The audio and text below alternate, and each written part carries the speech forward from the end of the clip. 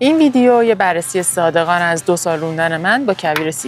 قبل از اینکه از تجربیاتم بخوام بگم، اول یه توضیح کلی راجع به مشخصات فنی موتور بهتون میدم. لانجی نوادا یا به قول خودمون همون کویر C2 یه موتور تو سبک کروزره، انجین 250 سی سی 2 سیلندر هواخنک داره که به صورت خورجینی قرار گرفته. گیربکسش 5 دنده است، سیستم انتقال قدرتش با زنجیر انجام میشه. ترمزاش CBS و دیسکی هستن. یه باک بزرگ 18 لیتری داره. کویر C2 یکی از ارزان‌ترین و کم استهلاک‌ترین کروزرهای بازاره. طراحی اون الهام گرفته از موتور ایندیان اسکاته که ظاهر و کاستوم خور خوبی بهش میده. حالا چی شد که اصلا من این موتور رو انتخاب کردم؟ اولین دلیل به خاطر اینکه من عاشق سبک کروزرم. دومین دلیل به خاطر اینکه صدای فابریکی خیلی خفنی بهم میداد. سومین دلیل چون من عاشق این رنگ سبزم و تنها موتوری که این رنگو داشت کویر C2 بود.